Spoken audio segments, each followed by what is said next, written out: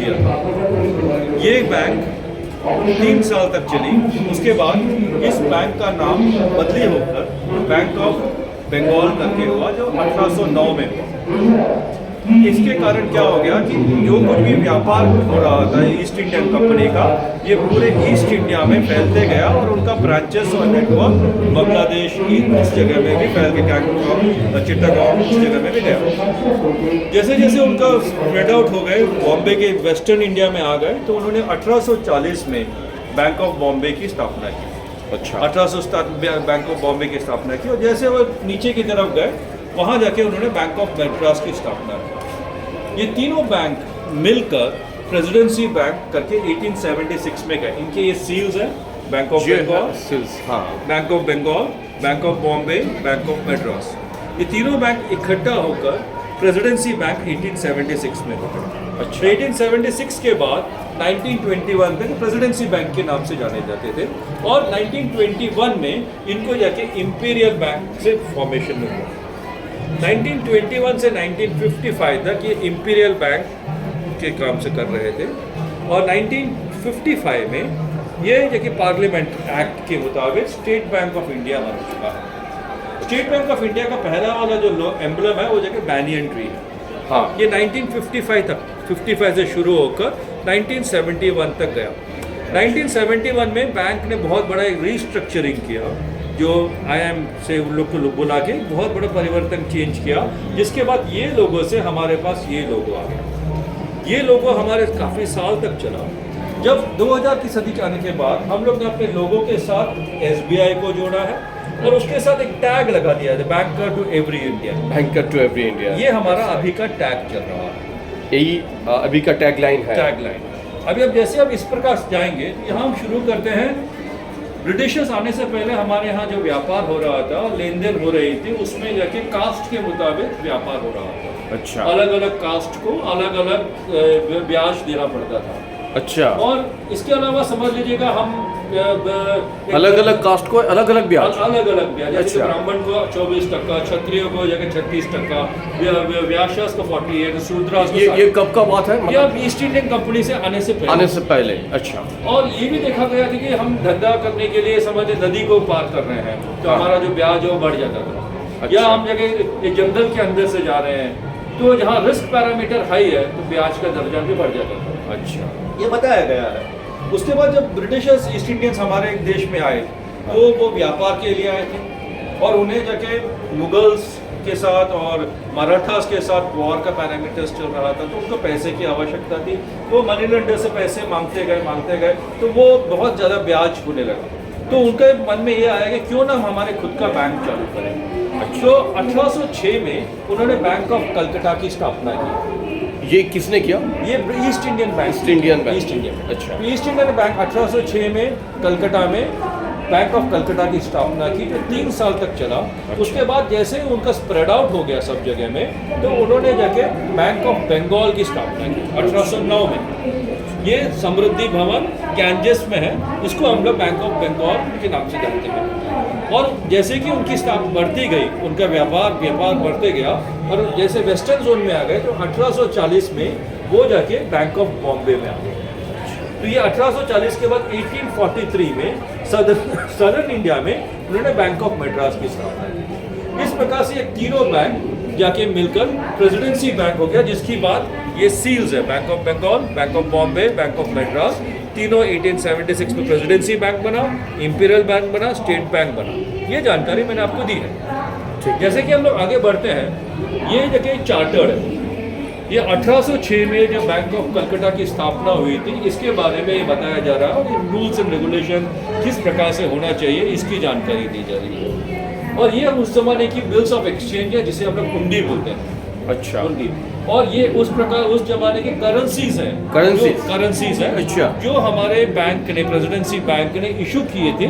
इसकी एक्चुअल जानकारी आपको हमारे स्टेट बैंक आर्काइव्स जो कलकत्ता में है, जहाँ जाके हमारे डॉक्टर रमाकांता हुम है, तो जो मैं चीफ आर्काइविस्ट हूँ, उनके पास रखी हुई है। जैसे कि हम आगे बढ़ते हैं, ये एक बहुत ही अलग कहानी है, जो ये कह रहा है कि स्टेट बैंक अपने नियम को किस प्रकार से पालन करता है। स्टेट बैंक ने, हमारे पूर्वज भी, और जो उस जमाने में लिखा गया था कि गवर्नर जनरल विलियम बेंटनी, इन्होंने एक चेक इशू किया था और इस उनके खाते में 4 आना कम हो गया था और बैंक ने उसको ऑनर नहीं किया उनके पेमेंट को। तो विलियम बेंटली कहते हैं कि मैं बहुत ये the bank has to be business with which do not violate. ये कह रहे हैं कि ये ऐसा बैंक है जो अपने नियम को फॉलो करता है और रूल्स एंड रेगुलेशंस के मुताबिक चाहता है। ये बहुत बड़ी चीज़ है इनका कहना, और इसके लिए हम लोग ने इनके बारे में बताई है। जब हम यहाँ जाते हैं, यहाँ एक देखने को मिलता है कि एक यूरोपियन ऑफिसर ने एक इंडियन को गलत व्यवहार किया। उस इंडियन ने जाके कंप्लेंट किया। अच्छा। हम कह रहे हैं बैंक ऑफ बंगाल के समय में 1889 का समय है और उस समय भी कंप्लेंट रजिस्टर हुआ करता था। और कंप्लेंट होने के बाद उसको पूरी तरीके से जानकारी ली गई है और यूरोपियन ऑफिसर से माफ़ी कहने को लेने को कहा गया है। ये कहीं और कहीं आप इस प्रकार की देखने को नहीं मिलेगा। ये हमारे बैंक अभी भी चलता है सर। तो ये बहुत बड़ी चीज़ है।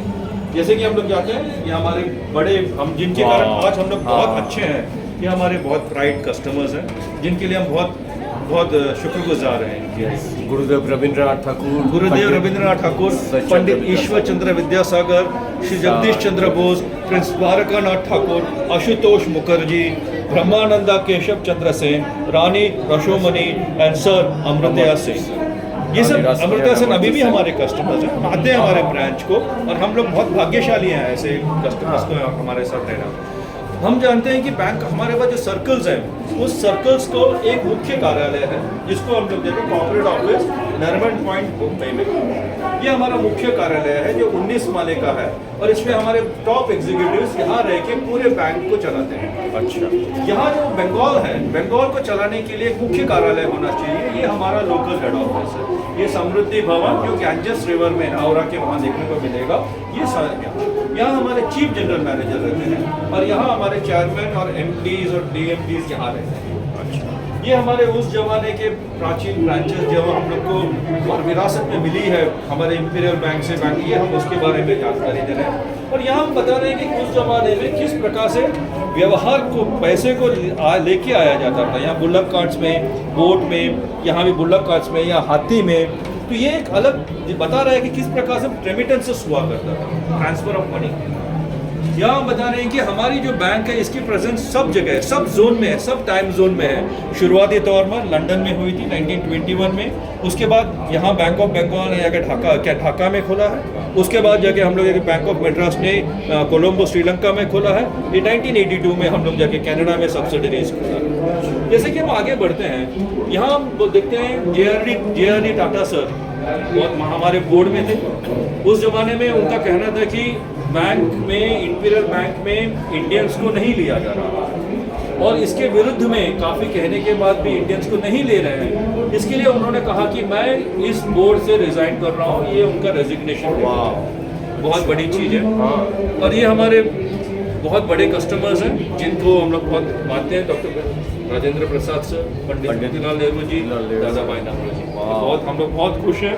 आज हम लोग उनके कारण बहुत जो भी हम लोग अच्छे हैं। जैसे हम लोग आगे बढ़ते हैं, बैंकिंग की शुरुआत जब भी हम लोग हाथ से लिखते थे उसको हम लोग मैनुअल रजिस्टर्स बोलते थे। ये उस ज़माने में जो भीड़ था, बहुत भीड़ था। धीरे धीरे Y2K आने के बाद हम लोग जाके कंप्यूटराइजेशन की तरफ गए। तो कंप्यूटराइजेशन ब्रांच होने के बाद थोड़ा बहुत सुविधाएं बढ़ गई। तो आज हम लोग ये कंप्यूटराइज ब्रांच की तरफ ज़्यादा नहीं जा रहे हैं, हम लोग ऑनलाइन बैंकिंग की कर रहे हैं। आज हम लोग जो बहुत मानते हैं, हमारी बैंक जिसके कारण बहुत प्रसिद्ध है वो है योनो SBI। और सब कस्टमर्स इसके पीछे पागल हैं। जैसे हम लोग आगे चलते हैं, जैसे हम लोग आगे बढ़ेंगे और आगे जाके मैं आपको एक खास चीज़ बताना चाहता हूँ। ये हमारी इंपीरियल बैंक के टाइम का स्प्रेड आउट है, किस प्रकार से ये स्प्रेड आउट हुआ है। मैं बाहर जाके महात्मा गांधी जी के बारे में बताना चाहता हूँ जी। यहाँ आके जब हम लोग देखते हैं, हमें देखने को मिला है कि हमारे कटक ब्रांच में 2007 में एक डिब्बे में महात्मा गांधी जी का एशेस रखा था। ये एशेस को हम लोग ने उनके परिवार वालों को बुलाकर उनका जो आखिरी राइट्स है वो हमने किया। तुषार गांधी जी को बुला के और हमने इसका आखिरी किया। तुषार गांधी जी ने हमें उसके बदले में हमें ये डब्बा दिया। ये डब्बा जिसमें महात्मा गांधी जी का एशेस है, ये सब हम लोग ने संभाल के रखा है। इसको हम लोग ने संभाल के, ये हमारा स्टेट बैंक म्यूजियम है, यहाँ हम लोग ने रखा है। State bank archives and museum एक हमारा बेहतरीन म्यूजियम है जो फाइनेंशियल इंडस्ट्री में, बैंकिंग फाइनेंशियल इंडस्ट्री में ऐसे आर्काइव्स आपको देखने को नहीं मिलेगा। इसका देखभाल करते हैं कैप्टन डॉक्टर रमाकांत, जो जगह चीफ आर्काइविस्ट हैं, और ये हमारा आर्काइविस्ट मंडे टू सैटरडे और ऑल बैंकिंग डेज खुला रहता है। हम कहते हैं कि सबको एक बार, जो लोग भी इसको देखना चाहते हैं, एक बार जरूर विजिट कीजिएगा। Thank you very much. Thank you sir ji. आपका नाम और doctor Ramanathan from State Bank of India. I am from Bombay. Thank you sir from anchor Prasenjit and PS channel. Thank you sir, thank you.